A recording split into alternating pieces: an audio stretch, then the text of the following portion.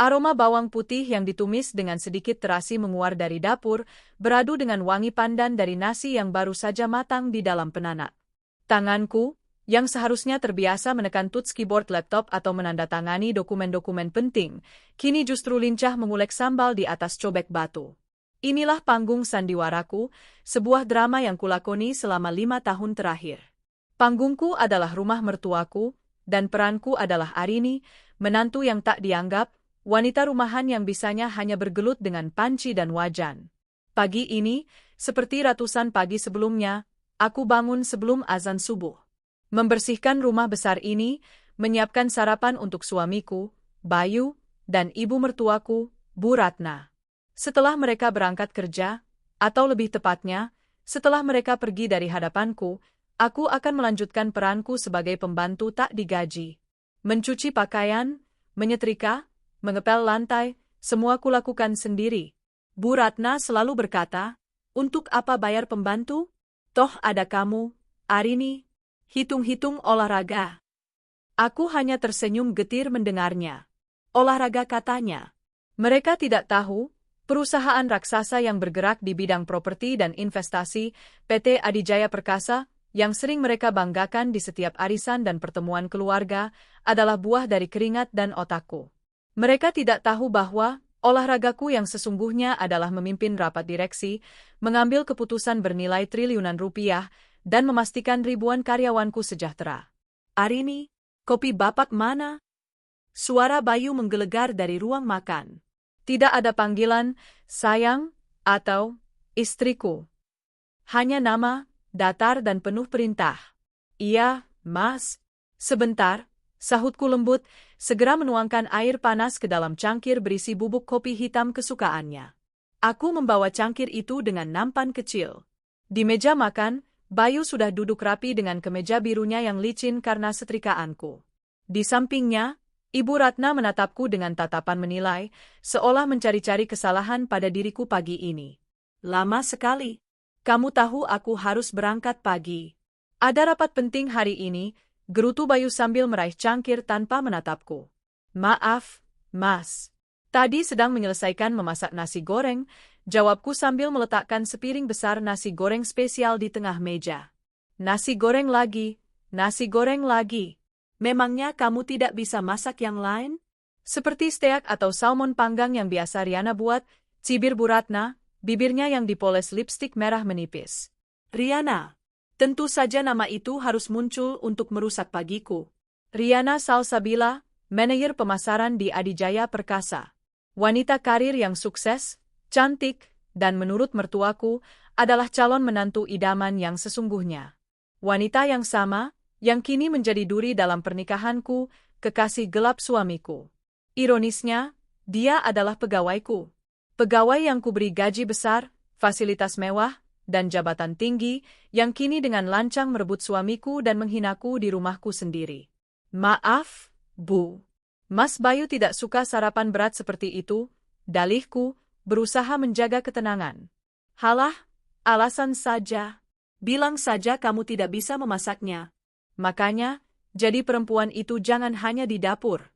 Lihat Riana, sudah pintar cari uang, jabatannya tinggi, pintar memasak makanan modern pula.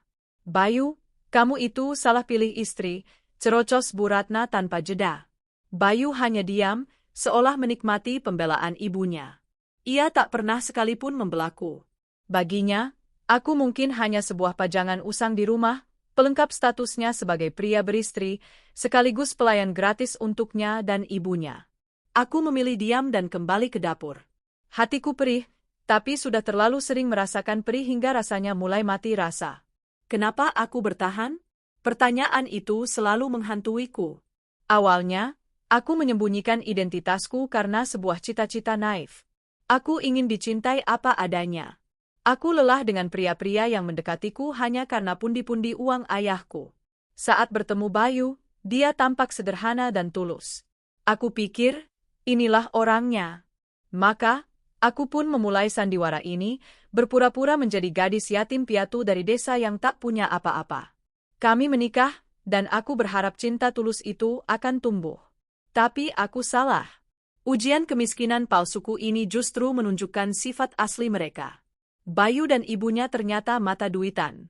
Mereka merendahkanku karena aku miskin. Mereka memujanya yang mereka kira kaya dan sukses. Mereka tidak tahu seluruh kesuksesan Riana, mobilnya, apartemennya, bahkan tas bermerek yang sering ia pamerkan, semuanya berasal dari gajiku. Dari uangku. Arini, nanti siang Riana mau datang makan siang di sini. Dia bilang kangen masakanmu, teriak Bu Ratna dari ruang makan. Masakan yang spesial. Rawon, sate ayam, sama urap-urap. Jangan sampai malu-maluin di depan Riana. Aku menarik napas dalam-dalam. Lagi-lagi aku harus memasak untuk wanita selingkuhan suamiku, di rumah yang kubeli dengan uangku, menggunakan bahan-bahan yang juga kubeli dengan uangku. Sungguh sebuah ironi yang menyakitkan. Baik, Bu, jawabku lirih. Setelah Bayu dan Bu Ratna pergi, rumah kembali senyap. Hanya ada aku dan kesunyian yang memekakkan. Kuambil ponselku dari saku daster batikku yang sudah sedikit lusuh. Ponsel sederhana yang selalu kubawa di rumah ini. Lalu, dari laci tersembunyi di bawah lemari bumbu, aku mengeluarkan ponsel lain. Sebuah smartphone canggih dengan sistem keamanan berlapis. Begitu layar menyala, puluhan notifikasi email dan pesan masuk. Ada pesan dari asisten pribadiku, Pak Heru, mengingatkan jadwal rapat virtual dengan investor dari Jepang sore ini. Ada laporan keuangan kuartal ketiga yang harus segera ku-review. Ada juga pesan dari Kepala Departemen HRD mengenai usulan promosi beberapa manajer. Jariku bergerak lincah di atas layar. Aku membalas beberapa email prioritas, memberikan instruksi-instruksi penting, dan menyetujui beberapa proposal. Inilah diriku yang sebenarnya. CEO Adijaya Perkasa. Dalam balutan daster ini, aku mengendalikan sebuah imperium bisnis. Siang harinya, seperti yang diperintahkan, aku sudah selesai memasak. Meja makan tertata rapi dengan hidangan-hidangan lezat. Tepat pukul 12, suara mobil Riana memasuki halaman. Ia datang bersama Bayu. Mereka tampak serasi, tertawa bersama saat berjalan masuk. Pemandangan itu seperti belati yang menusuk jantungku. Wah, wangi sekali. Pasti sudah siap, ya? Sapa Riana dengan nada manis yang dibuat-buat. Matanya menatapku dari atas ke bawah, seolah menilai penampilanku yang hanya berbalut daster dan celemek. Arini, kamu memang hebat, ya, di dapur. Cocok sekali jadi ibu rumah tangga sejati.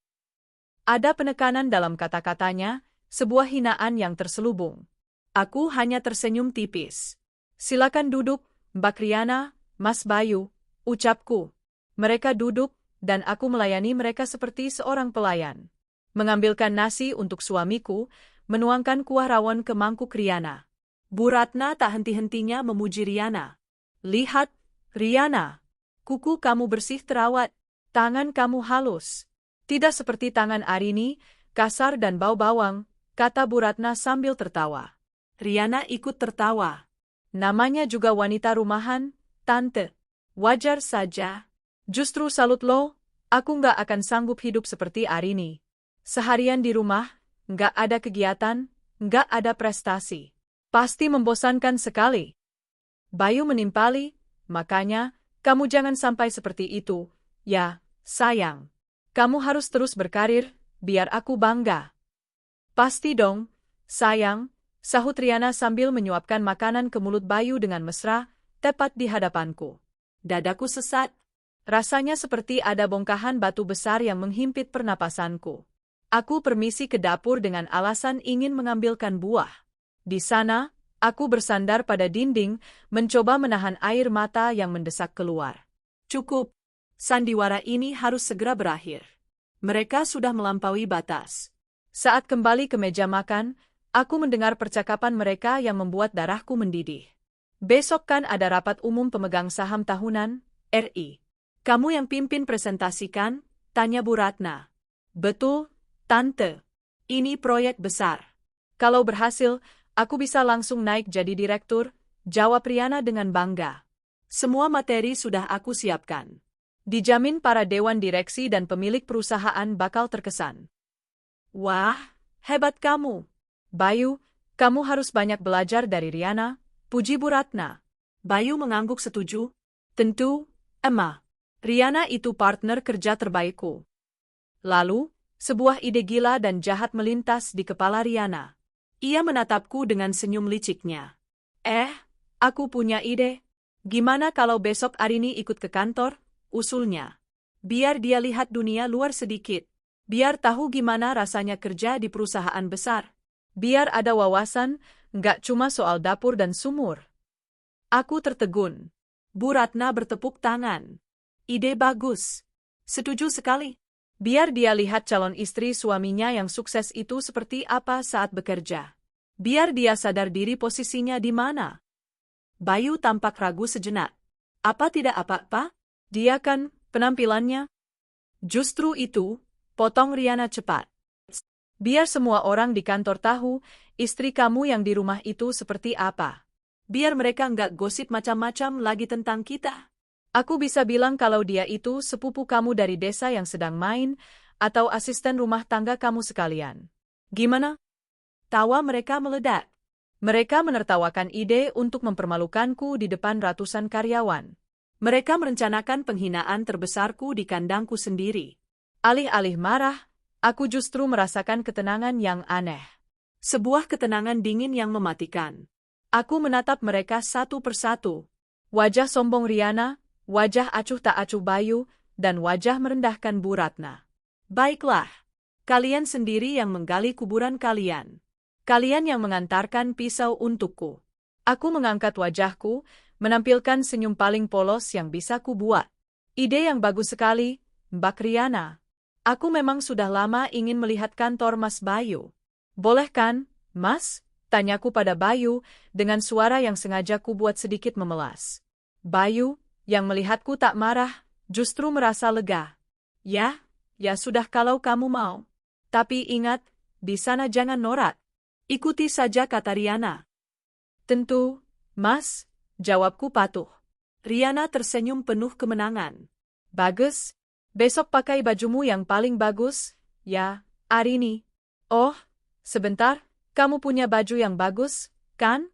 Atau mau kupinjami baju lamaku yang sudah tidak muat? Penghinaan terakhir itu adalah pemantiknya. Tidak usah, Mbak. Aku punya baju sendiri, jawabku datar. Mereka tidak tahu.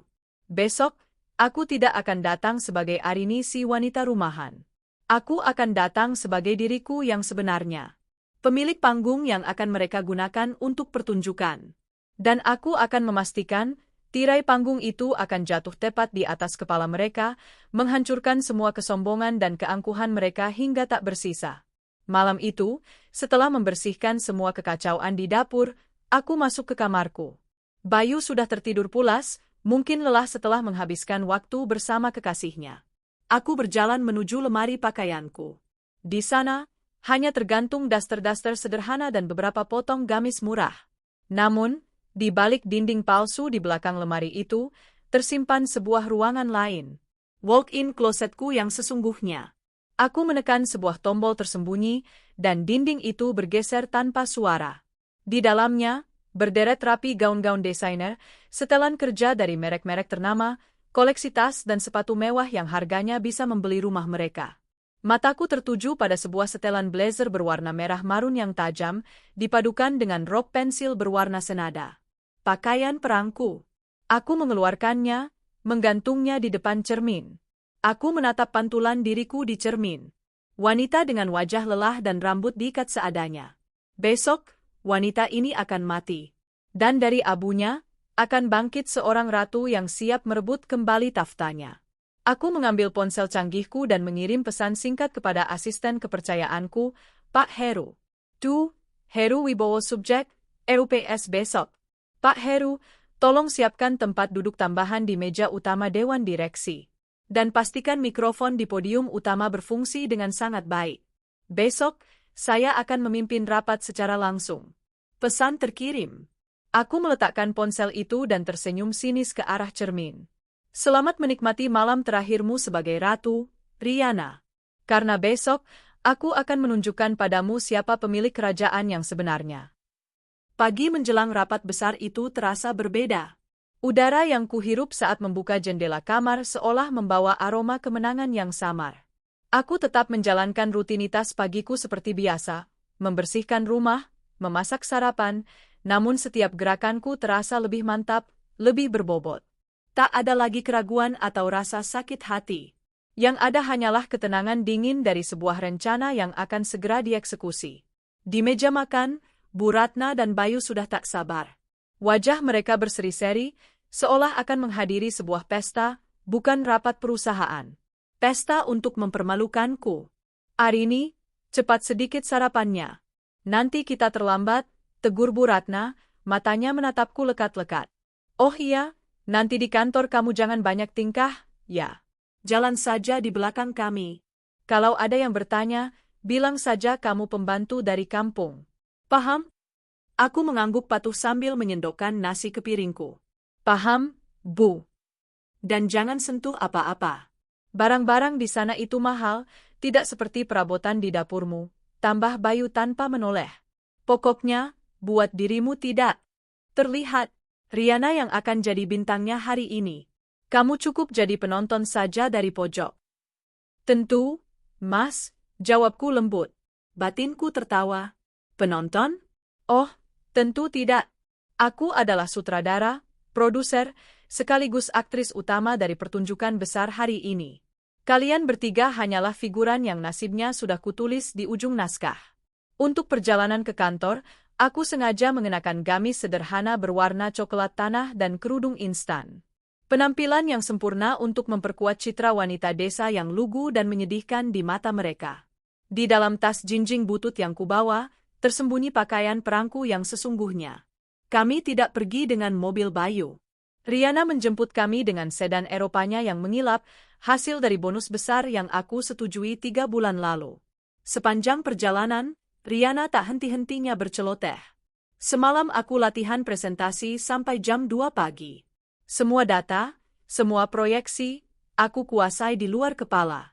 Para pemegang saham pasti akan terkagum-kagum, katanya dengan penuh percaya diri, melirikku sekilas dari kaca spion dengan tatapan meremehkan. Pasti, sayang. Kamu kan yang terbaik, puji Bayu sambil memijat lembut bahu Riana. Adegan itu terjadi tepat di depan mataku, karena aku duduk di kursi belakang, seperti seorang penumpang asing. Nanti, Arini, kata Riana lagi, nadanya dibuat seolah-olah sedang memberi nasihat. Kamu lihat baik-baik, ya. Bagaimana perempuan modern itu bekerja dan meraih kesuksesan. Bukan hanya diam di rumah menunggu uang dari suami. Siapa tahu kamu bisa termotivasi untuk, ya, setidaknya jualan kue atau apa, begitu. Bu Ratna tergelak. Benar itu. Biar ada penghasilan sendiri, tidak hanya menumpang hidup pada suami. Aku hanya tersenyum. Ya, aku akan melihatnya baik-baik. Aku akan melihatnya dari kursi tertinggi di ruangan itu. Tak lama kemudian, kami tiba di depan Adijaya Tower. Gedung pencakar langit setinggi 50 lantai yang menjulang gagah di jantung kawasan bisnis Jakarta. Milikku. Setiap jengkal tanahnya, setiap lapisan kacanya, setiap karyawan yang lalu lalang di dalamnya, adalah bagian dari kerajaan yang kubangun dari nol. Mereka bertiga menatap gedung itu dengan penuh kebanggaan semu, sementara aku menatapnya dengan rasa memiliki yang sesungguhnya. Lihat, Arini. Besar, kan? Inilah tempat orang-orang sukses seperti kami bekerja, bisik Bayu dengan angkuh saat kami melangkah masuk ke lobi yang megah. Para staf dan satpam yang berjaga segera memberi hormat. Selamat pagi, Pak Bayu. Selamat pagi, Bu Riana, sapa mereka ramah. Kepadaku, mereka hanya melirik sekilas, menganggapku tak lebih dari seorang pengantar atau kerabat jauh yang tak penting. Aku menikmati setiap momen anonimitas ini. Ini adalah kali terakhir. Riana memimpin jalan menuju aula serbaguna di lantai 15, tempat rapat akan dilangsungkan. Aula itu sudah mulai ramai. Para manajer, kepala divisi, hingga beberapa direksi sudah hadir, bercengkerama sambil menikmati kopi. Nah, Arini, kata Riana sambil menunjuk sebuah kursi kosong di sudut paling belakang, dekat pintu keluar. Kamu duduk manis di situ, ya. Jangan kemana-mana. Kalau haus, ambil air mineral saja, jangan pesan yang lain, nanti bingung bayarnya. Paham? Paham, Mbak?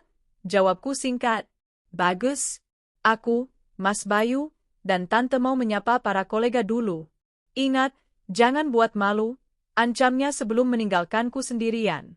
Aku melihat mereka bertiga berbaur dengan kerumunan, tertawa dan menyapa orang-orang penting dengan penuh percaya diri. Inilah kesempatanku. Dengan tenang, aku berkata pada diriku sendiri, waktunya berganti kostum. Aku tidak menuju toilet umum. Aku berjalan ke arah lift khusus VVIP yang terletak di lorong tersembunyi. Seorang penjaga keamanan sempat mencoba menghentikanku. Maaf, Bu. Lift ini khusus untuk... Aku hanya menempelkan ibu jariku pada panel sidik jari di samping pintu lift.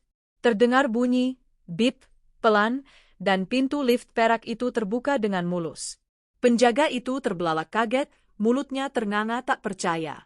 Aku melangkah masuk tanpa berkata apa-apa, membiarkannya dalam kebingungannya.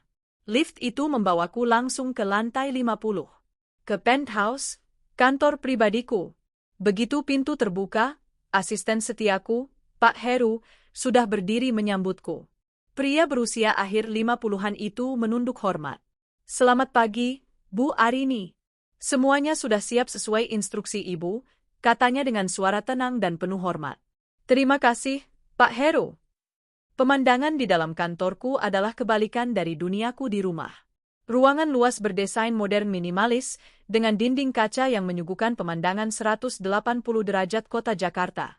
Di atas meja kerjaku yang terbuat dari kayu mahoni solid, tergeletak beberapa map dokumen penting. Di sofa, setelan blazer dan rok pensil berwarna merah marun yang telah kusiapkan semalam, sudah tergeletak rapi. Aku segera masuk ke ruang ganti pribadi yang ada di dalam kantorku. Gamis coklat dan kerudung instan kulepaskan. Aku membersihkan wajahku dan mulai meriasnya tipis namun tegas, menonjolkan tulang pipi dan sorot mataku. Rambutku yang panjang kuikat menjadi sanggul modern yang rapi dan elegan. Terakhir, aku mengenakan setelan merah marun itu. Rasanya seperti mengenakan kembali kulitku yang telah lama kutinggalkan. Kutambahkan sepasang anting berlian simpel dan sepatu hak tinggi berwarna hitam legam. Saat aku keluar dan bercermin, yang menatapku bukanlah Arini si istri teraniaya. Yang ada hanyalah Arini Wulandari, CEO dan pendiri PT Adijaya Perkasa. Ibu tampak luar biasa, puji Pak Heru tulus. Sudah waktunya, Pak. Rapatnya sudah mau mulai, tanyaku sambil memeriksa jam tangan mewah di pergelangan tanganku. 5 menit lagi, Bu. Sesuai jadwal. Pak Hartono akan membuka rapat dan mengumumkan kehadiran Ibu. Bagus. Mari kita turun. Saya sudah tidak sabar untuk memulai pertunjukannya. Di aula lantai 15, suasana semakin ramai. Riana sudah berdiri dengan angku di atas podium, memegang mikrofon, siap memulai presentasinya. Bayu dan Bu Ratna duduk di barisan paling depan, wajah mereka berseri-seri penuh kebanggaan. Mata mereka sesekali menyapu ke sudut belakang, mungkin untuk memastikan aku masih di sana, di tempat yang telah mereka tentukan untukku. Tepat pukul 9 pagi, Pak Hartono, komisaris utama perusahaan yang juga merupakan sahabat almarhum ayahku, naik ke atas panggung. Selamat pagi, Bapak, Ibu, dan hadirin sekalian, sapanya dengan suara berwibawa. Selamat datang di rapat umum pemegang saham tahunan PT Adijaya Perkasa. Sebelum kita memulai agenda utama, marilah kita sambut kehadiran sosok paling penting di perusahaan ini, yang akan memimpin langsung jalannya rapat kita pada hari ini. Riana tersenyum lebar, mengira pengantar itu ditujukan untuknya sebagai presenter utama. Ia bahkan sudah sedikit membungkukkan badan. Bayu dan Bu Ratna bertepuk tangan lebih dulu. Namun, Pak Hartono tidak menunjuk ke arah Riana. Tatapannya lurus ke arah pintu utama aula yang besar dan megah itu. Sesuai isyarat, kedua daun pintu itu terbuka lebar. Dan aku melangkah masuk. Aku berjalan perlahan di atas karpet merah yang tergelar di tengah lorong. Di sisi kananku, Pak Heru. Di belakangku, 2 orang pengawal pribadi berbadan tegap. Setiap langkah dari sepatu hak tinggiku seolah bergaung di dalam keheningan aula yang mendadak senyap. Semua mata tertuju padaku. Satu persatu, para kepala departemen, manajer, dan direksi yang mengenaliku, mulai berdiri dari kursi mereka. Mereka menundukkan kepala dengan hormat saat aku lewat. Selamat pagi, Bu Si. Pagi, Bu Arini. Selamat datang kembali, Bu. Suara-suara itu berdengung, menciptakan gelombang kejut yang merambat ke seluruh ruangan dan akhirnya menghantam 3 orang di barisan terdepan. Aku bisa melihatnya dengan jelas. Wajah Riana yang semula berseri-seri, kini pucat pasi seperti kertas. Senyumnya membeku, lalu luntur digantikan oleh ekspresi horor dan ketidakpercayaan total. Mikrofon yang dipegangnya bergetar hebat. Di kursi penonton, rahang Bayu jatuh terbuka.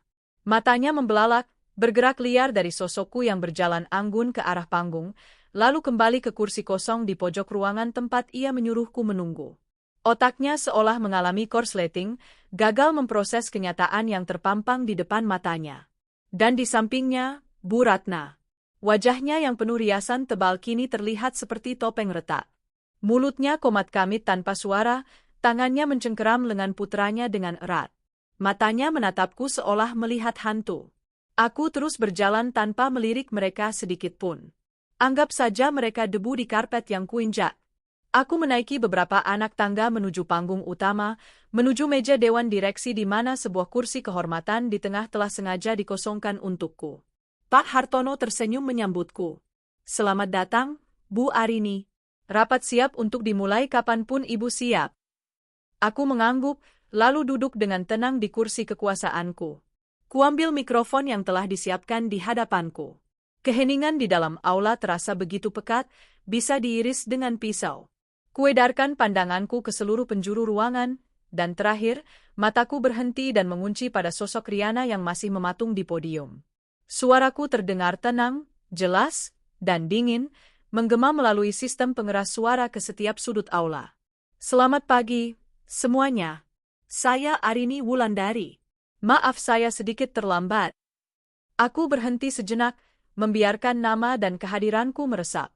Lalu, dengan senyum tipis yang tak mencapai mataku, aku melanjutkan. Nona Riana Salsabila, terima kasih sudah memanaskan podium untuk saya. Sekarang, Anda boleh turun. Presentasi Anda tidak akan kita perlukan lagi hari ini. Keheningan yang mencekam di dalam aula itu pecah oleh satu kalimat perintah dariku. Riana, yang berdiri mematung di atas podium, tampak seperti patung lilin yang mulai meleleh di bawah sorotan lampu. Wajahnya yang pucat pasi adalah kanvas dari horor dan kebingungan. Aku menatapnya tanpa emosi, lalu mengulangi perkataanku dengan nada yang lebih tajam, memastikan setiap orang di ruangan itu mendengarnya. Nona Riana, podium itu adalah untuk pimpinan rapat. Posisi Anda ada di bawah sana, bersama karyawan lainnya. Apakah Anda perlu bantuan untuk menemukan jalan turun? Itu adalah tamparan verbal yang keras, dilayangkan di depan ratusan pasang mata. Setiap kata adalah belati yang mengoyak harga dirinya. Riana tersentak seolah baru tersadar dari mimpi buruk. Dengan gemetar, ia meletakkan mikrofon di atas mimbar. Kakinya terasa seperti jeli saat ia menuruni beberapa anak tangga panggung. Ia tidak berani mengangkat wajahnya, berjalan tertunduk melewati meja dewan direksi menuju kursinya di barisan depan, tempat Bayu dan Bu Ratna menatapnya dengan tatapan kosong. Ia ambruk di kursinya, seolah seluruh tulang di tubuhnya telah dilunakkan. Bayu ingin meraih tangannya, namun ragu. Bu Ratna hanya bisa menatapku dengan mata melotot, mulutnya terbuka seolah ingin menjerit tapi tak ada suara yang keluar. Aku mengabaikan drama kecil mereka. Perhatianku kini tertuju sepenuhnya pada rapat. Baik, mari kita mulai, ucapku dengan suara yang tenang dan berwibawa. Aku menekan sebuah tombol di panel depanku, dan layar proyektor raksasa di belakangku yang tadinya menampilkan logo perusahaan, kini berganti. Judul besar terpampang dengan huruf tebal yang tajam. Evaluasi kinerja dan audit internal Departemen Pemasaran Triwulan 3. Gumam pelan mulai terdengar di seluruh penjuru aula. Departemen Pemasaran. Itu adalah kerajaan kecil milik Riana.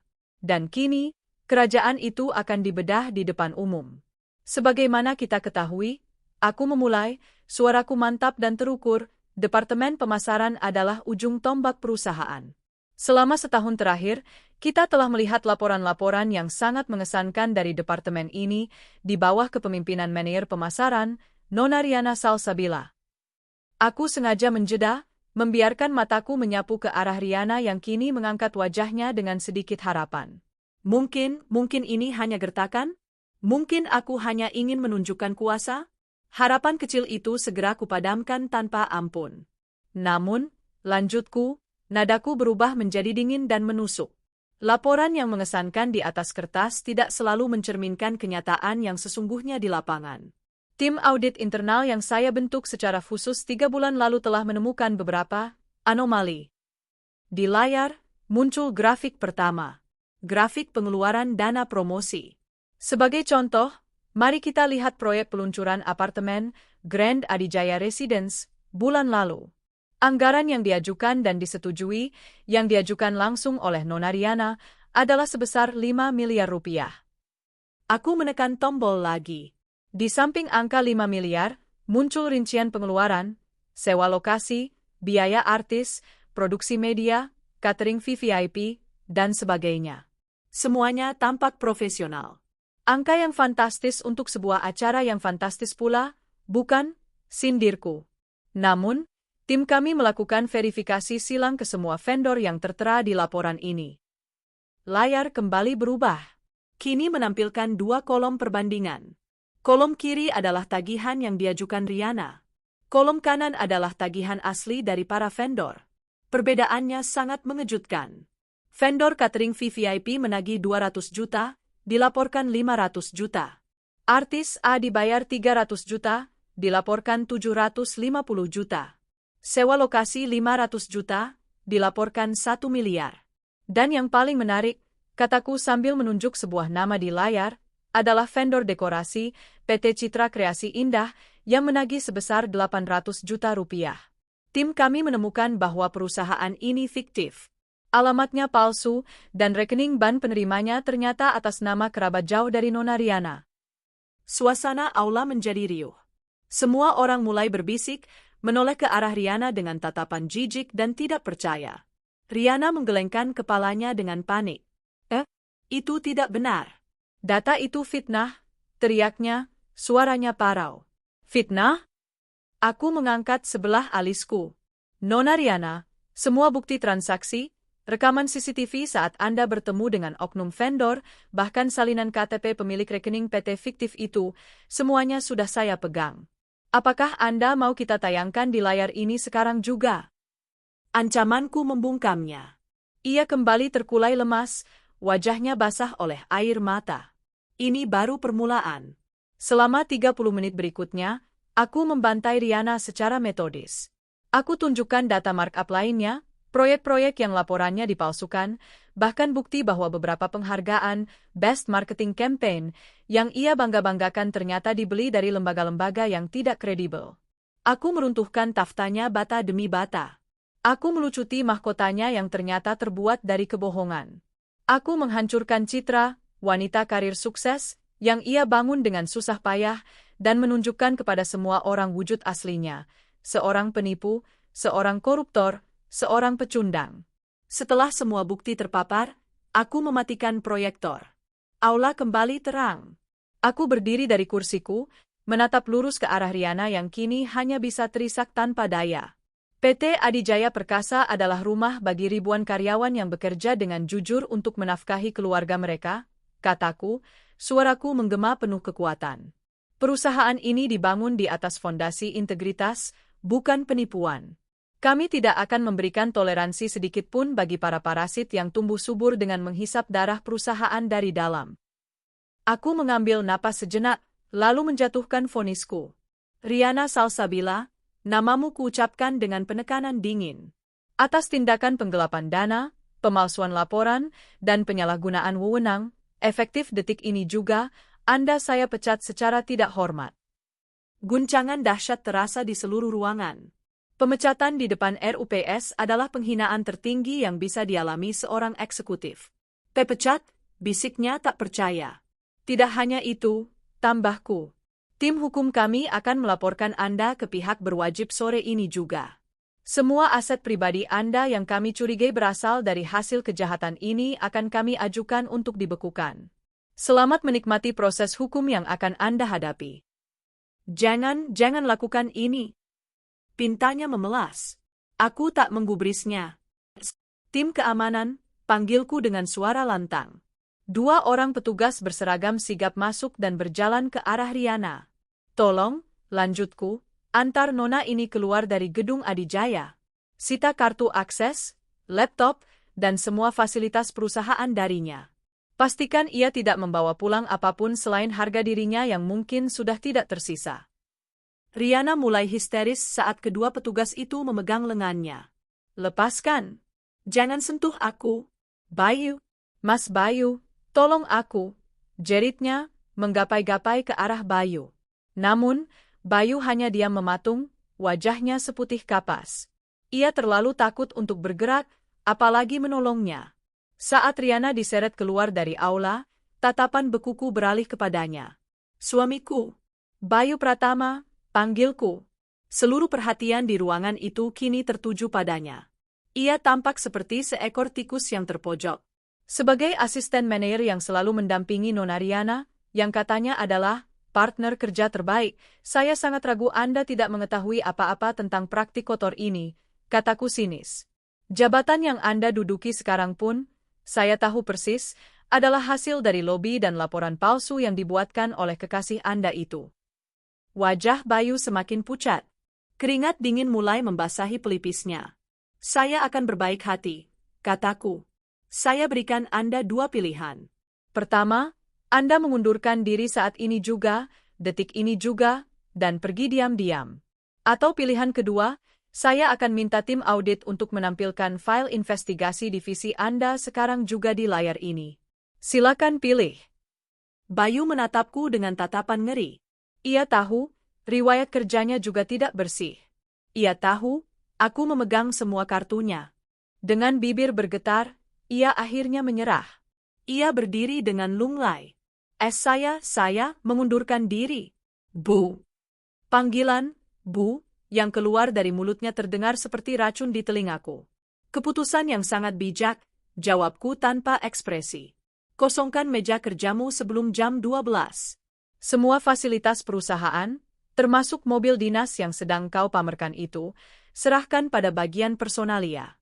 Gaji terakhirmu tidak akan kau terima. Akan saya donasikan atas namamu ke panti jompo. Bayu ambruk kembali ke kursinya, kalah telak. Di sampingnya, Bu Ratna akhirnya tak kuat menahan syok. Matanya berputar ke atas, dan ia pun jatuh pingsan di kursinya. Namun, tak ada yang peduli. Pertunjukan utamanya sudah selesai. Aku kembali menatap para pemegang saham dan jajaran direksi yang masih terdiam kaget. Bapak dan Ibu sekalian, kataku dengan tenang, seolah tak terjadi apa-apa. Mohon maaf atas gangguan ini. Anggap saja ini sebagai bagian dari bersih-bersih perusahaan. Saya, Arini Wulandari, sebagai CEO, menjamin bahwa mulai hari ini, tidak akan ada lagi ruang bagi praktik korupsi dan kolusi di PT Adijaya Perkasa. Rapat hari ini saya nyatakan selesai. Notulensi dan agenda selanjutnya akan dikirimkan melalui email. Terima kasih atas kehadiran Anda semua. Aku mematikan mikroфон, berdiri, dan berjalan meninggalkan panggung tanpa menoleh ke belakang sedikit pun. Aku tidak peduli pada Bayu yang termangu seperti orang bodoh, atau Bu Ratna yang pingsan. Aku meninggalkan mereka di tengah puing-puing kehancuran yang mereka ciptakan sendiri. Babak pertama dari pembalasanku telah selesai. Dan aku sangat menikmatinya. Tentu, mari kita masuki babak di mana badai yang telah tercipta di ruang rapat kini tiba di rumah. Aku tidak langsung pulang. Setelah meninggalkan aula rapat yang penuh dengan kekacauan itu, aku kembali ke duniaku yang sesungguhnya. Ke kantorku di lantai 50, sebuah sangkar emas yang tenang di atas langit Jakarta yang sibuk. Di sini, kekacauan yang baru saja kubuat terasa begitu jauh, tak lebih dari sekadar riak kecil di lautan bisnisku yang luas. Kuseduh secangkir teh melati, aroma wanginya perlahan menenangkan adrenalin yang sempat memuncak. Sambil berdiri di depan dinding kaca raksasa, aku menatap hamparan gedung-gedung beton di bawah sana. Selama 5 tahun, aku sengaja turun dari Menara Gading ini, masuk ke dalam sebuah rumah sederhana, dan menyamar menjadi seekor merpati. Aku hanya ingin tahu, apakah ada yang tulus menyayangiku sebagai seekor merpati, bukan sebagai elang penguasa langit? Jawabannya sudah kudapatkan hari ini. Mereka tidak hanya membenci merpati itu, mereka bahkan mencabuti bulu-bulunya dan menertawakannya saat ia kedinginan. Pak Heru masuk dengan langkah pelan. Bu Arini, ada beberapa informasi, katanya dengan hormat. Nona Riana sudah meninggalkan gedung. Semua aset perusahaan yang melekat padanya sudah berhasil disita. Laporan awal untuk kepolisian juga sudah selesai kami siapkan. Bagus. Lanjutkan sesuai prosedur, jawabku tanpa menoleh. Satu lagi, Bu, Pak Heru ragu sejenak. Pak Bayu dan ibunya mereka sudah selesai berkemas di ruangannya. Saat ini mereka ada di lobi bawah. Mereka memohon untuk bisa bertemu dengan ibu. Aku tersenyum sinis. Tentu saja mereka ingin bertemu. Para pecundang selalu mencari pemenang untuk memohon belas kasihan. Biarkan mereka menunggu, Pak, kataku dingin. Saya akan menemui mereka. Tapi tidak di sini. Ini kantor saya, tempat ini terlalu bersih untuk drama mereka. Saya akan menemui mereka di panggung sandiwara kita yang sesungguhnya. Aku menyelesaikan beberapa pekerjaan penting yang tak bisa ditunda. Menandatangani kontrak, menjawab panggilan dari mitra bisnis di Singapura, dan memberikan arahan kepada kepala personalia untuk segera mencari pengganti Riana. Aku ingin menunjukkan, terutama pada diriku sendiri, bahwa runtuhnya mereka bertiga sama sekali tidak berpengaruh pada stabilitas kerajaanku. Mereka tidak penting. Sore harinya, saat matahari mulai condong ke barat, aku memutuskan untuk pulang. Bukan dengan mobil LCGC yang biasa kupakai untuk menyamar, melainkan dengan sedan mewah hitamku yang selalu siap sedia di parkiran VVIP, lengkap dengan sopir pribadi. Perjalanan pulang terasa berbeda. Jalanan yang sama, pemandangan yang sama, namun dari balik kaca mobil yang lebih mewah dan tempat duduk yang lebih nyaman, aku merasa seperti seorang ratu yang akan kembali merebut istananya yang sempat diduduki para pemberontak.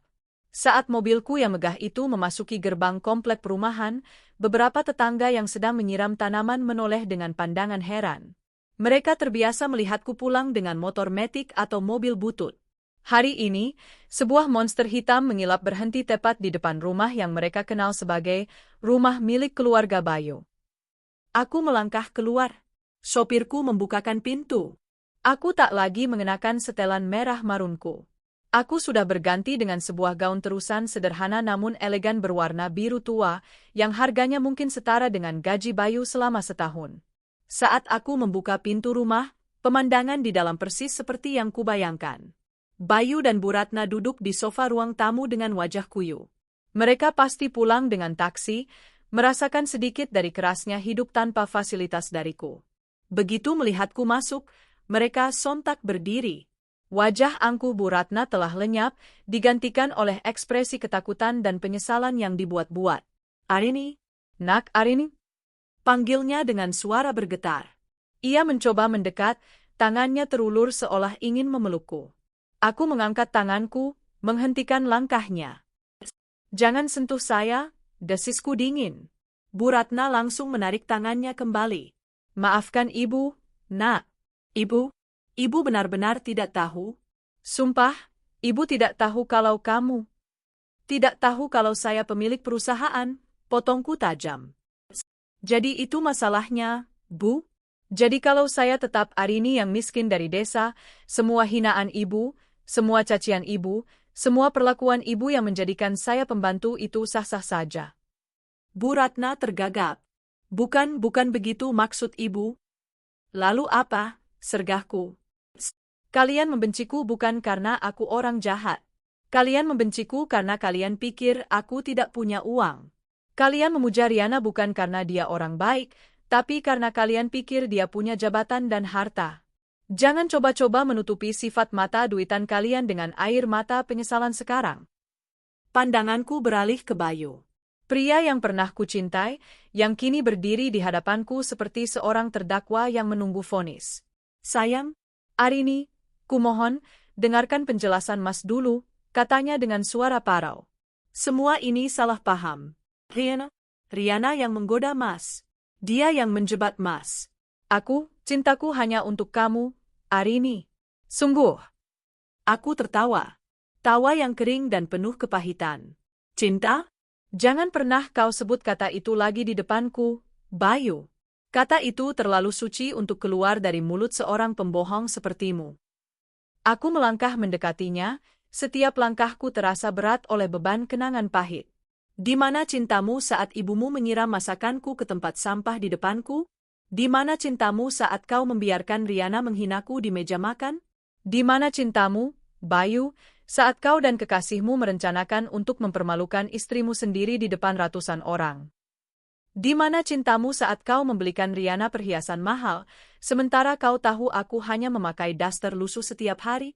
Kau tidak mencintaiku. Kau hanya mencintai statusmu sebagai pria beristri. Kau menikmati pelayananku. Dan saat kau menemukan mainan baru yang kau kira lebih berkilau, kau membuangku tanpa berpikir dua kali. Setiap kalimatku adalah sebuah tamparan bagi mereka. Aku ungkapkan semua rasa sakit yang kupendam selama 5 tahun. Semua malam saat aku menangis diam-diam, semua hinaan yang kutelan bulat-bulat, semua harapan yang mereka hancurkan. Setelah semua unek-unekku tumpah, aku merasakan kelegaan yang luar biasa. Aku tidak perlu lagi berteriak. Dengan tenang, aku berjalan menuju laci di bawah televisi, tempat aku menyimpan beberapa dokumen penting. Aku mengeluarkan sebuah map coklat. Kulemparkan isinya ke atas meja kopi di depan mereka. Selembar surat gugatan cerai yang sudah kutandatangani, dan selembar sertifikat hak milik atas nama Arini Wulandari. Tanda tangani surat cerai itu, Bayu. Aku sudah mau menjadi istrimu, kataku datar. Bayu menatap surat itu dengan nanar. Tidak, Arini, jangan, aku tidak mau cerai. Lalu lihat ini, kataku sambil mengangkat sertifikat rumah. Baca nama pemiliknya. Rumah ini, tempat kalian tinggal dengan nyaman dan pongah, tempat kalian menjadikanku babu, adalah milikku. Kubeli tunai bahkan sebelum aku menikah denganmu. Mata mereka membelalak ngeri. Inilah pukulan terakhir yang menghancurkan mereka. Mobil di garasi, semua perabotan ini, bahkan piring yang kalian pakai untuk makan, semuanya uangku, lanjutku tanpa ampun. Dan aku tidak sudi lagi barang-barangku dipakai oleh kalian. Saya beri kalian waktu sampai besok pagi pukul 8, aku menatap jam di dinding. Kemas barang-barang pribadi kalian yang menempel di badan kalian saja. Sisanya tinggalkan. Dan enyah dari rumah saya. Arini, jangan, nak. Kami mau tinggal di mana? Jerit Bu Ratna panik. Itu bukan urusanku, jawabku dingin. Selama 5 tahun aku tinggal di sini, kalian tidak pernah peduli bagaimana perasaanku. Sekarang, kenapa aku harus peduli di mana kalian akan tinggal? Jika besok pagi kalian masih berada di properti saya, aku mengakhiri kalimatku dengan nada final. Saya akan menelepon tim keamanan dari kantor untuk menyeret kalian keluar seperti menyeret sampah. Mereka berdua akhirnya luruh ke lantai. Bayu bersujud, memeluk kakiku. Ampun, Arini. Ampun. Jangan usir aku. Aku akan lakukan apa saja. Bu Ratna juga merangkat, menangis histeris. Maafkan ibu, nak. Jangan usir kami. Pemandangan itu menyedihkan, tapi tidak sedikit pun menyentuh hatiku. Hati yang telah mereka bekukan selama bertahun-tahun. Dengan kasar, kuhempaskan kaki Bayu dari pegangannya. Tanpa berkata apa-apa lagi, aku berjalan menaiki tangga. Menuju kamar tidur utama, kamar yang seharusnya menjadi milikku, namun seringkali terasa seperti kamar tamu di rumah sendiri. Aku masuk dan mengunci pintu dari dalam, memisahkan diriku dari suara tangisan dan permohonan putus asa mereka di lantai bawah. Suara mereka perlahan menjadi latar belakang yang tidak penting. Di dalam kamarku, aku berdiri di depan cermin, menatap pantulan diriku. Tidak ada lagi air mata. Yang ada hanyalah seorang wanita yang telah berhasil merebut kembali hidupnya. Badai telah usai, dan esok pagi, pelangi akan menjadi milikku seorang. Keesokan paginya, aku terbangun oleh sesuatu yang sudah lama tidak kurasakan, keheningan. Tidak ada suara ketukan kasar di pintu, tidak ada teriakan Bu Ratna yang menyuruhku cepat memasak, tidak ada gerutuan Bayu yang menanyakan dasinya yang belum disetrika. Hanya ada suara kicau burung dari luar jendela dan desau lembut pendingin ruangan. Untuk pertama kalinya dalam 5 tahun, aku bangun di rumahku sendiri sebagai pemilik, bukan sebagai pelayan. Aku bangkit dari tempat tidur, tidak lagi meraih daster lusuh, melainkan mengenakan satu set piyama sutra yang nyaman. Perlahan, aku menuruni tangga. Pemandangan di ruang tamu adalah sebuah monumen keputusasaan. Bayu dan Bu Ratna tertidur dalam posisi yang tidak nyaman di atas sofa, saling membelakangi. Di sekeliling mereka, tumpukan tas dan beberapa kardus butut berisi barang-barang pribadi mereka berserakan. Mereka tampak begitu menyedihkan, terkuras habis oleh tangisan dan penyesalan semalam. Sedikit pun aku tidak merasa iba. Aku berjalan melewati mereka menuju dapur. Dengan tenang, aku menyeduh secangkir kopi Arabica, menikmati aromanya yang pekat. Aku melirik jam dinding. Pukul 7.55. 5 menit lagi. Tepat pukul 8 pagi, suara bel pintu berbunyi. Aku sudah menduganya. Aku membukakan pintu dan mendapati 2 orang petugas keamanan perusahaanku, lengkap dengan seragam biru tua mereka yang rapi dan berwibawa. Mereka berdiri tegap. "Selamat pagi, Bu Sil," sapa mereka serempat. "Pagi. Silakan masuk," jawabku. Suara-suara itu akhirnya membangunkan 2 orang yang tertidur di sofa. Bayu dan Bu Ratna tersentak bangun. Begitu melihat petugas keamanan yang menjulang di belakangku, wajah mereka langsung pucat pasi. "Waktunya habis," kataku singkat, sambil menyeruput kopiku. "Arini, kumohon." Bayu langsung merangkak turun dari sofa, mencoba meraih kakiku lagi. "Beri kami waktu sehari lagi. Kami belum tahu harus kemana." "Kasihanilah kami, Nak," timpal Bu Ratna, air matanya kembali mengalir deras. "Anggap saja ibu ini orang tuamu. Masa kau tega mengusir ibumu sendiri?" "Ibuku tidak akan pernah memperlakukanku seperti sampah," jawabku dingin. "Dan batas waktu saya tidak bisa ditawar." Aku memberi isyarat kepada petugas. "Tolong bantu bapak dan ibu ini memindahkan barang-barang mereka hingga keluar gerbang. Lakukan dengan sopan." Perintah itu adalah final. Kedua petugas itu bergerak dengan efisien. "Mari, Pak, Bu, kami bantu," kata salah satu dari mereka dengan nada tegas namun tetap profesional. Bayu dan Bu Ratna tidak punya pilihan. Dengan lunglai dan terhina, mereka mulai mengangkat barang-barang mereka, dibantu oleh petugas. Pemandangan itu menarik perhatian para tetangga. Ibu-ibu yang biasa bergosip dengan Bu Ratna kini hanya bisa menonton dari teras rumah mereka, berbisik-bisik sambil menunjuk. Wajah Bu Ratna memerah karena malu. Kebanggaan yang selalu ia pamerkan kini hancur lebur di depan mata semua orang. Setelah barang terakhir dikeluarkan, aku melangkah keluar rumah, membawa map berisi surat cerai dan sebuah pulpen. Mereka berdiri di trotoar jalan, di samping tumpukan harta dunia mereka yang ternyata tidak seberapa. "Terlantar. Tanda tangani ini," kataku sambil menyodorkan surat itu pada Bayu. "Arini?" Lirihnya, matanya memohon. "Tanda tangani sekarang," desakku, "atau pengacaraku yang akan mengejarmu sampai ke lubang semut sekalipun untuk memastikannya. Kau hanya akan menambah malu dirimu sendiri." Dengan tangan gemetar hebat, Bayu mengambil surat dan pulpen itu. Menggunakan dinding pagar rumah tetangga sebagai alas, ia membubuhkan tanda tangannya. Tanda tangan yang secara resmi mengakhiri 5 tahun pernikahanku yang penuh kepalsuan. Kuambil kembali surat itu, melipatnya dengan rapi. Tanpa sepatah kata pun, aku berbalik, melangkah kembali ke dalam halaman rumahku. Kunci gerbangnya, perintahku pada petugas. Suara gerbang besi yang ditutup dan dikunci terdengar begitu final. Aku meninggalkan mereka di sana, di jalanan, bersama puing-puing kesombongan mereka. Di belahan kota yang lain, Riana Salsabila sedang merasakan awal dari nerakanya sendiri. Berita pemecatannya yang memalukan menyebar seperti api di kalangan para profesional.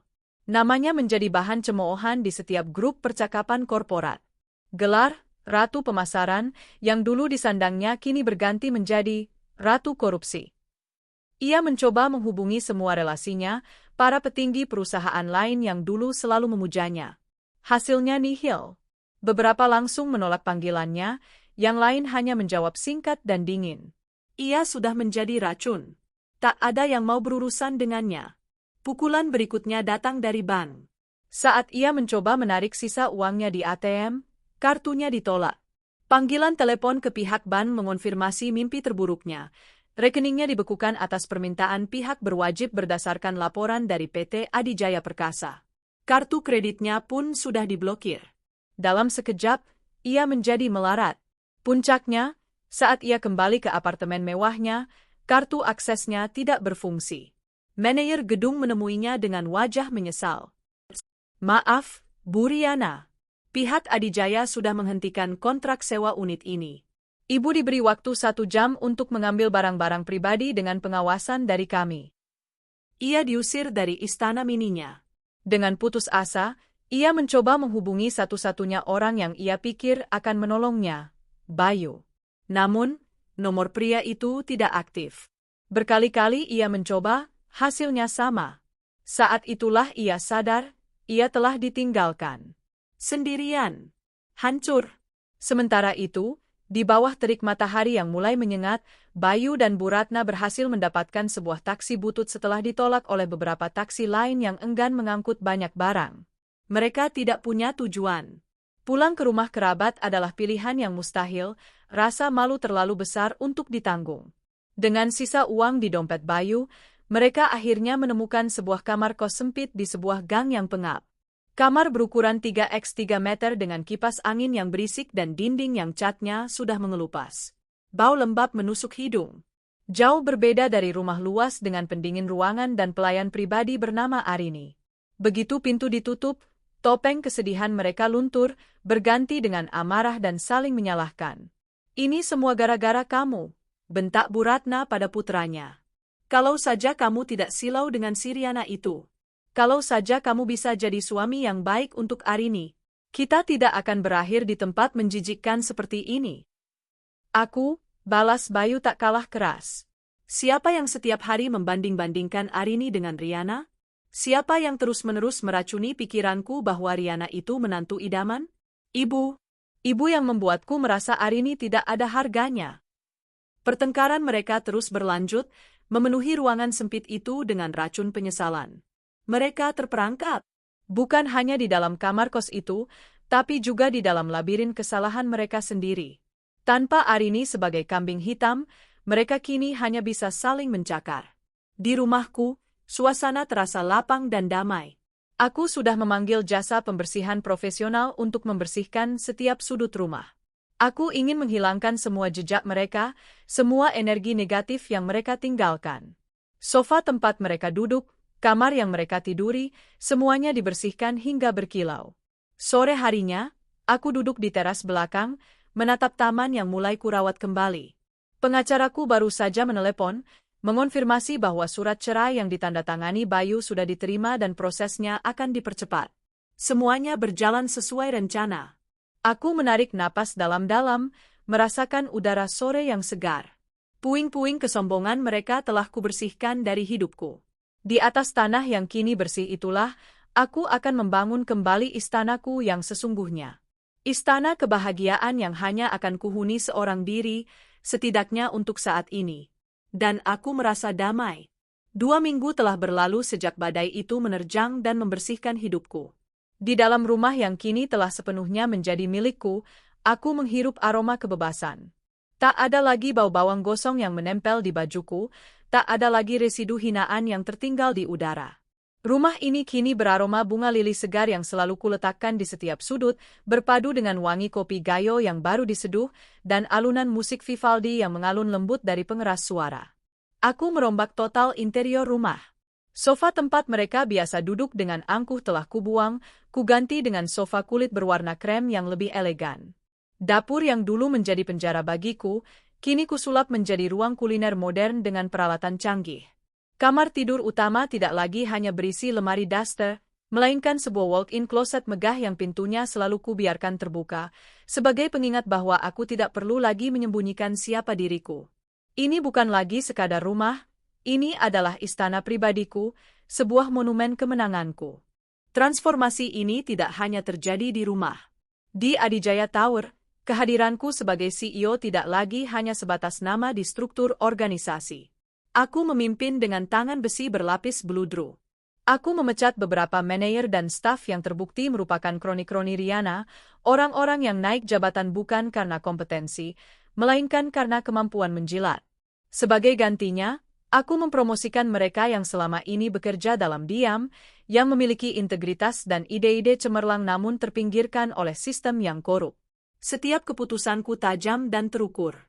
Aku membatalkan proyek-proyek yang tidak efisien, menegosiasikan ulang kontrak-kontrak yang merugikan, dan meluncurkan inisiatif baru yang lebih inovatif. Para direksi dan pemegang saham yang awalnya meragukanku, kini menatapku dengan penuh kekaguman dan rasa hormat. Arini Wulandari bukan lagi sekadar pewaris, ia adalah seorang visioner, seorang pemimpin sejati. Aku merasa hidup. Aku merasa berkuasa. Perasaan ini memabukkan, seperti anggur termahal setelah bertahun-tahun hanya menenggak air putih basi. Setiap pagi, saat aku bercermin, aku melihat seorang wanita kuat dengan sorot mata yang tak gentar. Wanita yang telah mati dan dilahirkan kembali dari abunya sendiri. Namun, di tengah gemerlap kemenangan ini, para hantu dari masa laluku menolak untuk mati dengan tenang. Mereka mulai merangkak keluar dari kuburan penderitaan yang telah kugali untuk mereka, mencoba menggapai-gapai cahaya duniaku. Di sebuah sudut kota yang kumuh dan terlupakan, di dalam kamar kos yang lebih mirip sel penjara, Bayu dan Bu Ratna sedang menjalani hukuman mereka. Uang pesangon Bayu yang tak seberapa cepat ludes untuk membayar sewa dan makan. Bayu mencoba melamar pekerjaan, mengirimkan ratusan CV secara online maupun offline. Hasilnya selalu sama, penolakan. Namanya telah masuk daftar hitam. Jejak digital pemecatannya dari Adijaya Perkasa terlalu gamblang. Tak ada perusahaan yang mau mengambil risiko mempekerjakan seorang yang terindikasi terlibat dalam skandal korupsi, apalagi dari perusahaan sebesar Adijaya. Bu Ratna, yang seumur hidupnya dilayani dan dihormati, kini harus merasakan kerasnya hidup. Ia tidak bisa lagi pergi ke salon, tidak ada lagi arisan dengan teman-teman sosialitanya. Untuk makan, ia harus memasak sendiri dengan kompor minyak tanah pinjaman dari tetangga kos. Air bersih pun terbatas. Stres, gizi buruk, dan kondisi lingkungan yang kotor membuat tubuh rentannya ambruk. Ia mulai sakit-sakitan. Batuknya tak kunjung henti, dan tubuhnya semakin kurus. Ini semua salahmu, hardiknya pada Bayu suatu sore, saat mereka hanya bisa berbagi sebungkus mie instan untuk makan malam. Coba dulu kamu tidak serakah. Coba dulu kamu jadi suami yang benar. Kita masih hidup enak di rumah besar itu. Sudah, Bu. Jangan mulai lagi, balas Bayu frustrasi. Kepalaku sudah pusing memikirkan cara dapat uang, ibu malah terus menyalahkanku. Lalu aku harus menyalahkan siapa? Hantu? Kamu anakku satu-satunya, tapi kamu malah membawa ibumu ke neraka ini. Pertengkaran seperti ini sudah menjadi menu harian mereka. Tak ada lagi cinta antara ibu dan anak, yang ada hanya penyesalan dan kebencian. Di puncak keputusasaan mereka, hanya ada satu nama yang terus terngiang di kepala mereka. Satu-satunya orang yang bisa mengangkat mereka dari jurang ini. Arini, kita harus menemuinya, Bayu, kata Bu Ratna dengan suara parau setelah pertengkaran mereka reda. Kita harus memohon ampun padanya. Kita harus rela melakukan apa saja. Bersujud, mencium kakinya, apapun. Harga diri kita sudah tidak ada artinya kalau perut kita lapar. Bayu terdiam. Egonya sebagai seorang pria, sebagai mantan suami, memberontak. Tapi perutnya yang keroncongan dan tatapan putus asa ibunya yang sakit-sakitan, mengalahkan segalanya. Ia mengangguk lemah. Mereka akan merendahkan diri mereka serendah-rendahnya, demi sebuah kesempatan kedua. Sementara itu, Riana Salsabila sedang berada di titik nadir yang bahkan lebih dalam. Proses hukumnya berjalan secepat kilat. Dengan semua bukti yang disajikan oleh tim pengacaraku, ia tak bisa mengelak. Ia divonis bersalah atas penggelapan dana dan dijatuhi hukuman penjara serta denda yang jumlahnya fantastis. Semua sisa hartanya yang tidak dibekukan, disita negara. Sambil menunggu proses banding yang sudah pasti akan ditolak, ia dibebaskan dengan status tahanan kota. Ia menjadi gelandangan dalam arti yang sesungguhnya. Tanpa uang, tanpa teman, tanpa keluarga yang mau mengakuinya. Ia tidur di emperan toko, di halte bus, makan dari belas kasihan orang atau sisa makanan dari tempat sampah. Penampilannya yang dulu menjadi pusat perhatian, kini membuat orang-orang menjauh. Wajah cantiknya kusam tak terawat, rambutnya gimbal dan kotor, pakaiannya compang-camping dan bau. Setiap hari ia melihat berita tentang kesuksesan PT Adijaya Perkasa di bawah kepemimpinan CEO barunya, Arini Wulandari. Ia melihat fotoku di majalah bisnis, tersenyum penuh percaya diri.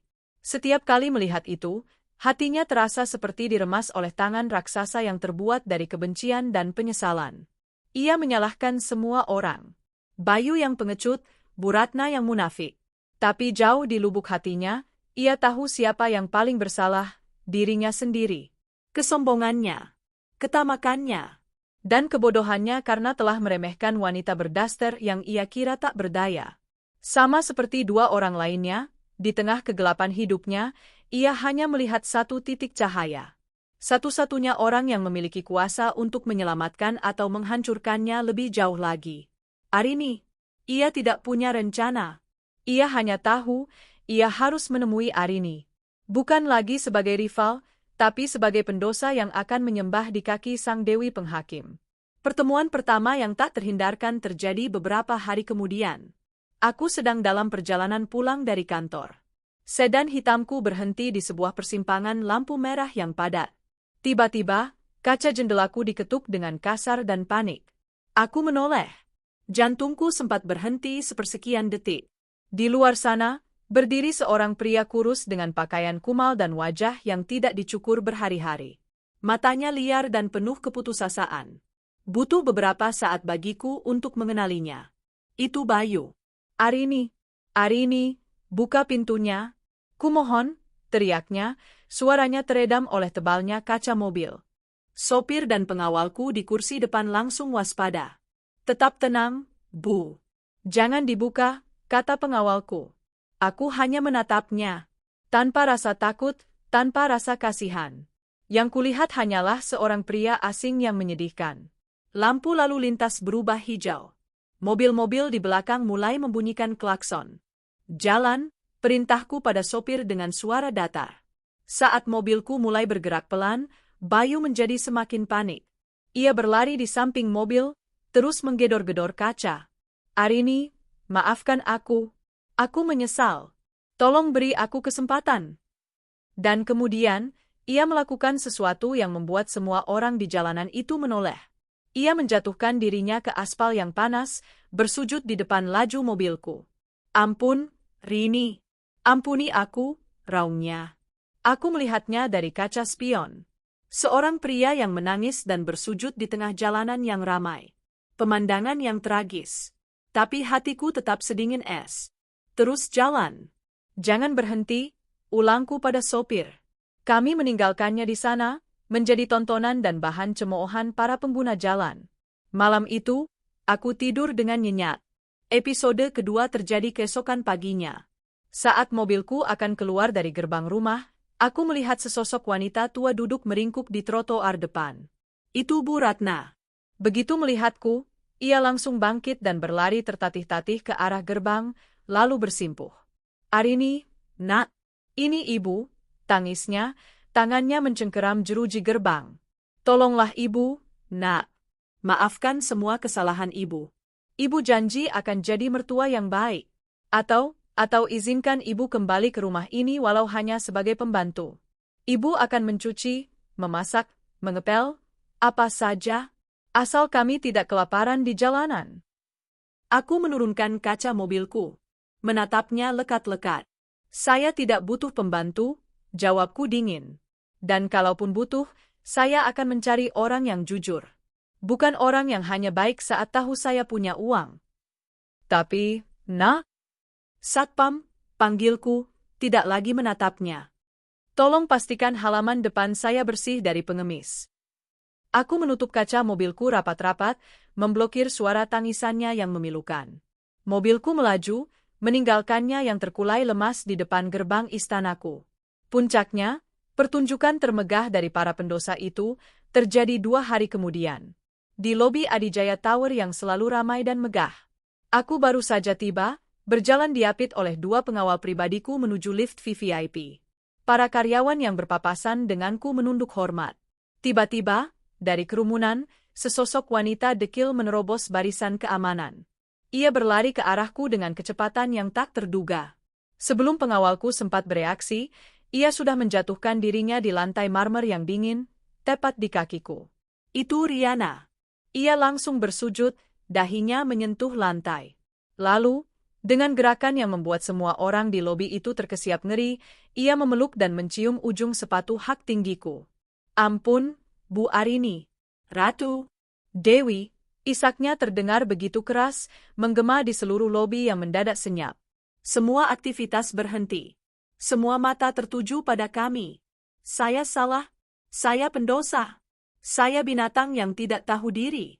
Hina saya, ludahi saya, tapi tolong ampuni saya.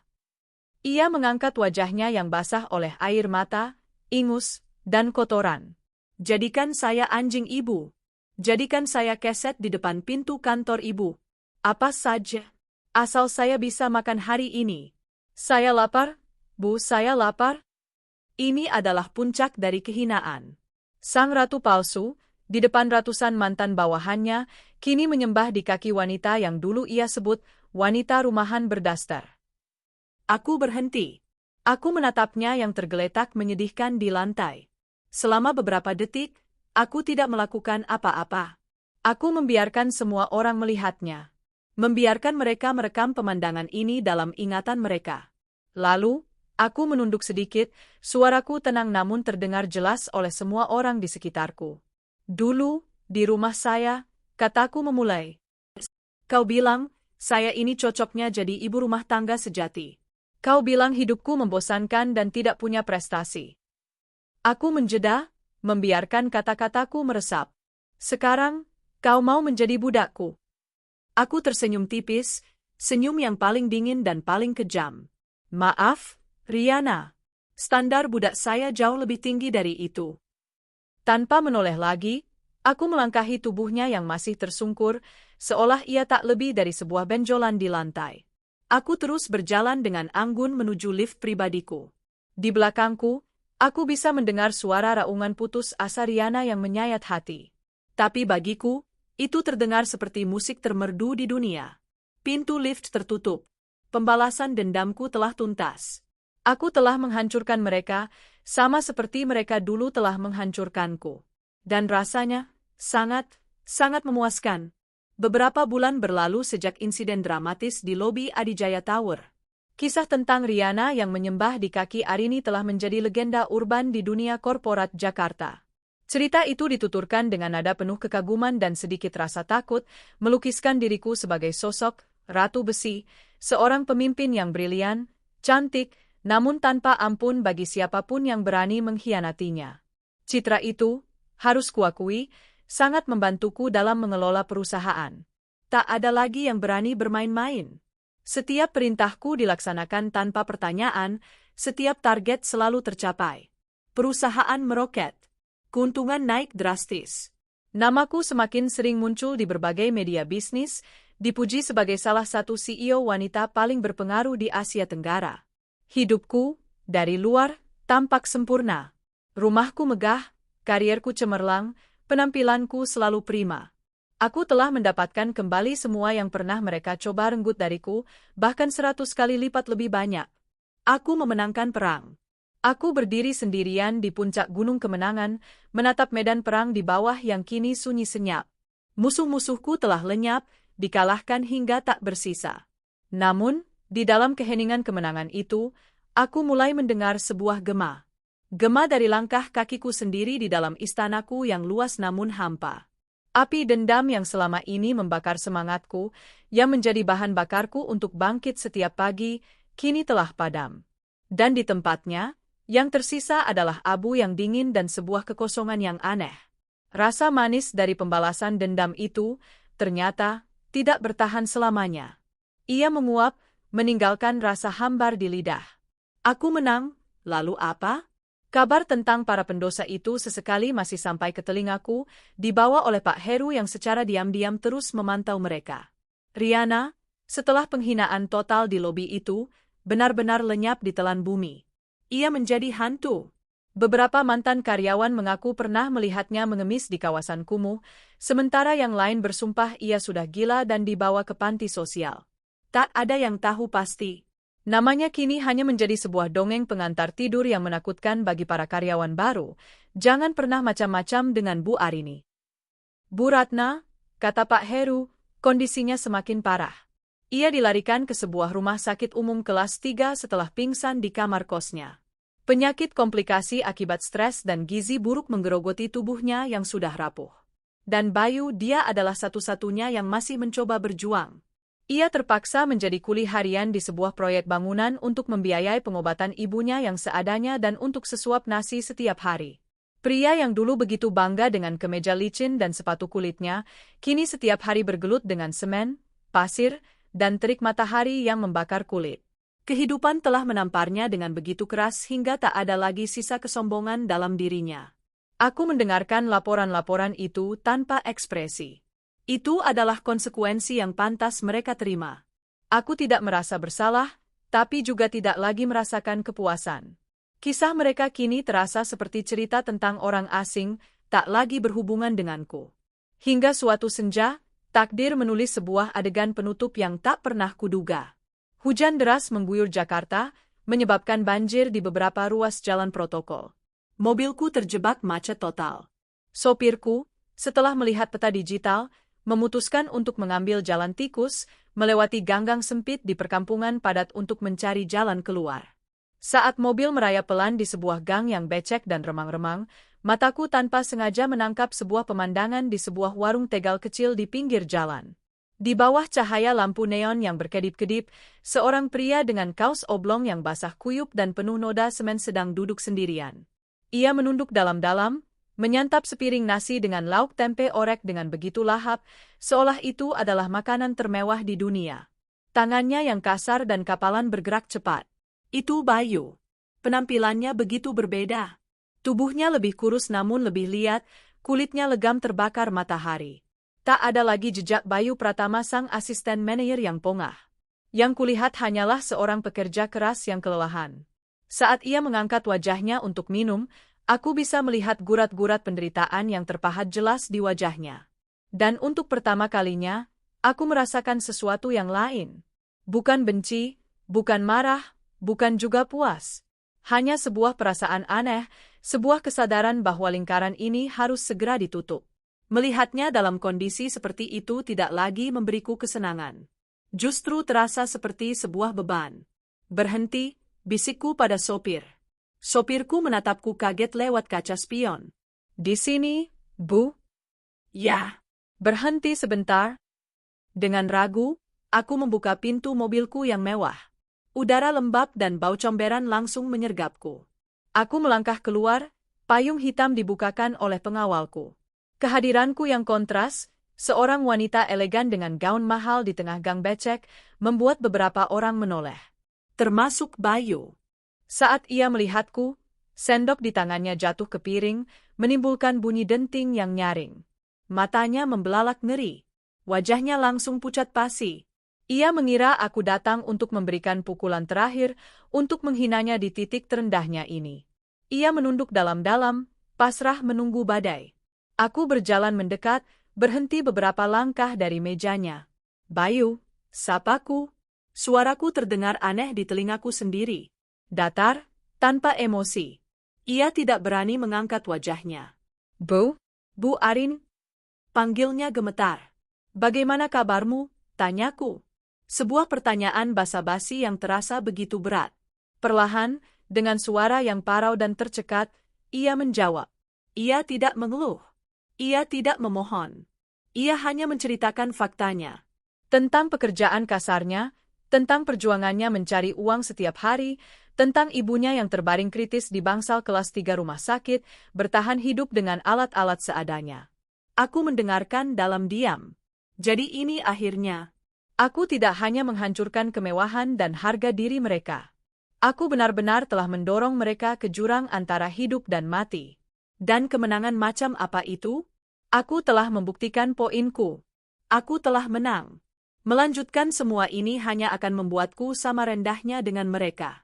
Inilah saatnya untuk benar-benar move on. Kuambil ponselku, lalu menelepon Pak Heru. Aku memberinya beberapa instruksi singkat dengan suara pelan. Setelah selesai, Aku kembali menatap Bayu yang masih menunduk ketakutan. Ibumu, kataku. Malam ini juga akan dipindahkan ke ruang VVIP di rumah sakit swasta terbaik di kota ini.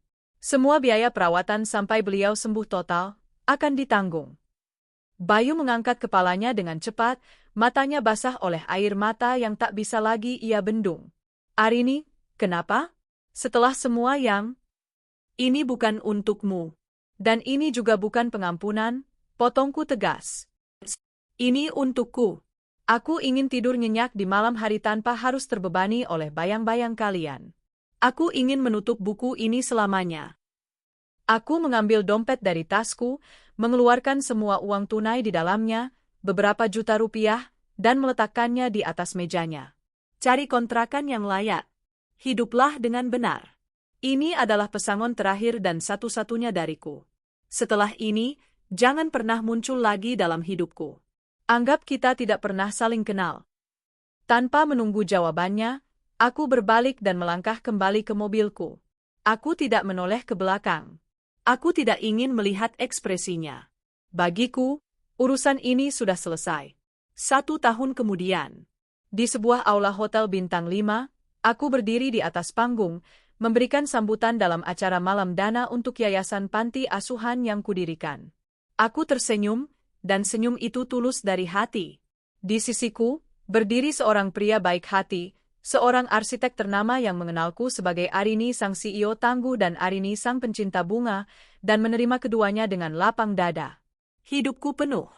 Aku menemukan kedamaian bukan dari kehancuran musuhku, melainkan dari membangun kebahagiaan untuk diriku sendiri dan orang lain. Di tempat lain, di sebuah rumah kontrakan sederhana namun bersih, Bayu sedang menyuapi ibunya yang kini sudah bisa kembali berjalan walau masih harus dipapah.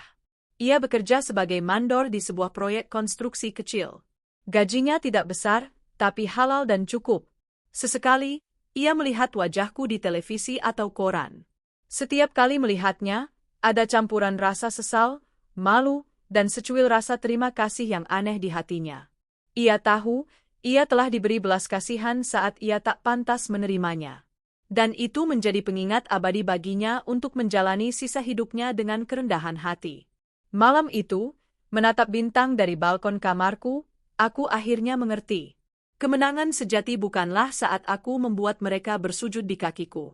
Kemenangan sejati adalah saat aku akhirnya memiliki kekuatan untuk melupakan mereka, melepaskan mereka dari genggaman dendamku, dan memilih untuk berjalan menuju cahayaku sendiri.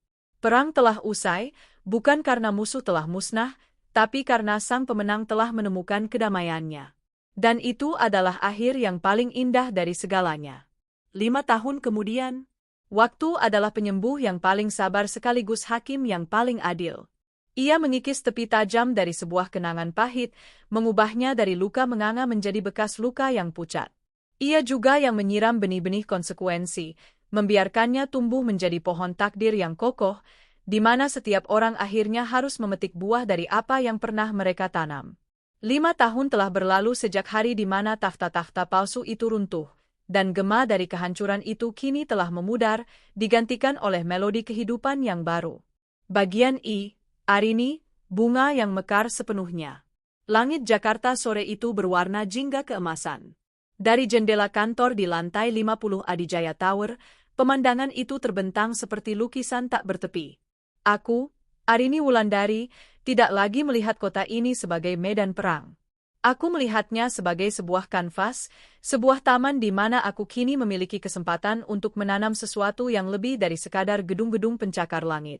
Julukan, Ratu Besi, yang dulu dilekatkan media padaku, kini perlahan bergeser. Mereka mulai memanggilku, Sang Visioner. PT Adijaya Perkasa tidak lagi hanya dikenal sebagai raksasa properti yang agresif. Di bawah kepemimpinanku, perusahaan ini bertransformasi. Kami menjadi pelopor dalam pengembangan properti hijau dan perumahan rakyat yang terjangkau namun berkualitas, sebuah proyek yang lahir dari hati nuraniku. Proyek bernama Wisma Asri, ini menjadi mahakaryaku, menyediakan hunian yang layak bagi ribuan keluarga yang sebelumnya hanya bisa bermimpi memiliki rumah. Setiap kali aku mengunjungi lokasi proyek dan melihat senyum anak-anak yang kini bisa bermain di halaman yang aman, atau berbincang dengan para ibu yang bangga dengan dapur baru mereka, aku merasakan sebuah kepuasan yang jauh melampaui euforia saat aku menghancurkan musuh-musuhku dulu. Dendam memberiku kekuatan untuk bangkit, tapi tujuan memberiku alasan untuk terus terbang lebih tinggi. Pintu kantorku terbuka pelan. Baskara melangkah masuk, senyum hangat tersungging di wajahnya yang teduh. 5 tahun lalu, aku bertemu dengannya sebagai klien. Ia adalah arsitek brilian di balik desain revolusioner Wisma Asri. Ia tidak pernah mengenalku sebagai Arini si wanita berdaster, tidak pula sebagai Arini sang ratu besi yang penuh amarah. Ia mengenalku sebagai Arini yang sekarang, seorang pemimpin, seorang wanita dengan masa lalu yang kompleks, dan seorang individu yang sedang belajar untuk bahagia. Sudah siap, sayang? Tanyanya, suaranya menenangkanku seperti alunan musik cello. Anak-anak di panti sudah menunggumu. Aku tersenyum, bangkit dari kursiku dan meraih tangannya. Selalu siap. Hubunganku dengan Baskara adalah antitesis dari pernikahanku dengan Bayu. Tak ada kepura-puraan, tak ada permainan kuasa. Kami adalah dua pilar yang berdiri sejajar, saling menopang, membangun sebuah katedral cinta yang kokoh di atas fondasi kejujuran dan rasa hormat. Ia mengagumi kekuatanku di ruang rapat, tapi ia lebih mencintai kerapuhanku saat kami hanya berdua, saat aku bisa melepaskan semua perisai dan menunjukkan bekas-bekas lukaku padanya. Ia tidak mencoba menyembuhkannya, ia hanya memeluknya, dan itu sudah lebih dari cukup. Malam itu, setelah acara amal di panti asuhan yang kudirikan, kami duduk di teras belakang rumahku. Rumah yang sama, namun dengan jiwa yang sepenuhnya berbeda. Di taman yang dulu gersang, kini tumbuh subur berbagai jenis mawar dan anggrek, dirawat dengan tanganku sendiri setiap akhir pekan. Apa yang sedang kau pikirkan? Tanya Baskara lembut, menyampirkan selendang di bahuku. Aku menatap langit yang bertabur bintang. Aku hanya berpikir, betapa berbedanya semua ini. Dulu, taman ini adalah saksi bisu dari air mataku. Rumah ini adalah penjara. Dan hidupku adalah sebuah penantian akan sebuah badai. Dan sekarang? Sekarang, aku tersenyum, menyandarkan kepalaku di bahunya. Badai itu sudah lama berlalu. Dan setelahnya, ia meninggalkan tanah yang subur. Tempat di mana taman yang baru bisa tumbuh. Aku telah memaafkan mereka. Bukan dengan kata-kata, bukan dengan pertemuan. Aku memaafkan mereka di dalam hatiku sendiri, sebuah tindakan egois yang kulakukan demi kebebasanku. Memaafkan bukan berarti melupakan apa yang telah mereka lakukan. Memaafkan berarti aku tidak lagi mengizinkan perbuatan mereka di masa lalu untuk mendefinisikan masa depanku. Aku melepaskan rantai terakhir yang mengikatku pada mereka, dan dengan itu, aku akhirnya benar-benar bebas. Bagian 2, Bayu Oburatna, Jalan Penebusan yang Sunyi. Di sebuah sudut kota yang lain, di sebuah rumah tipe 36 di perumahan yang sederhana namun asri, kehidupan berjalan dengan ritme yang jauh lebih lambat. Bayu Pratama, yang kini berusia akhir 30-an, sedang menyiram tanaman di halaman depan rumahnya yang mungil. Kerutan di sudut matanya bertambah, kulitnya lebih gelap, namun sorot matanya yang dulu penuh keangkuhan, kini jernih dan tenang. Bantuan tak terduga dari Arini 5 tahun lalu menjadi titik balik dalam hidupnya. Ia tidak menyia-nyiakan kesempatan kedua itu. Setelah ibunya pulih, ia menggunakan sisa uang itu sebagai modal untuk memulai usaha kecil-kecilan, sebuah jasa renovasi dan bangunan skala kecil. Ia memulainya dari nol, seorang diri. Ia bekerja lebih keras dari yang pernah ia bayangkan seumur hidupnya. Kejujuran dan hasil kerja yang rapi menjadi modal utamanya. Perlahan tapi pasti, usahanya berkembang. Kini, ia memiliki beberapa anak buah dan dikenal sebagai kontraktor kecil yang dapat dipercaya di lingkungannya. 2 tahun lalu, ia menikah lagi. Bukan dengan wanita karir atau sosialita, melainkan dengan Sarah, seorang guru sekolah dasar yang dikenalnya saat merenovasi sekolah tempat Sarah mengajar. Sarah adalah wanita yang lembut, sabar, dan melihat Bayu apa adanya. Seorang pria dengan masa lalu yang kelam, yang sedang berjuang keras untuk menjadi orang yang lebih baik. Di dalam rumah, Bu Ratna duduk di kursi goyangnya, tangannya yang keriput dengan lincah merajut sebuah syal kecil untuk cucu pertamanya yang akan segera lahir. Penyakit dan kejatuhan martabatnya telah merenggut semua kesombongannya. Ia menjadi seorang wanita tua yang pendiam dan lebih banyak beribadah. Ia menyayangi Sarah dengan tulus, mungkin sebagai cara untuk menebus dosa-dosanya pada menantunya yang dulu. Nama, Arini, tidak pernah sekalipun terucap di rumah itu. Sosokku adalah hantu dari masa lalu, sebuah tabu yang terlalu menyakitkan untuk dibicarakan. Namun, kehadiranku terasa. Mereka hidup di rumah yang bisa mereka sewa berkat uangku. Kesehatan Bu Ratna pulih berkat perawatanku. Kesempatan kedua Bayu ada karena kemurahanku. Mereka tidak membicarakannya, tapi mereka tahu. Sesekali, saat membaca koran atau menonton berita bisnis, Bayu akan melihat wajahku. Wajah istrinya yang dulu ia sia-siakan, kini menjadi salah satu wanita paling berpengaruh di negeri ini, tersenyum bahagia di samping suaminya yang baru.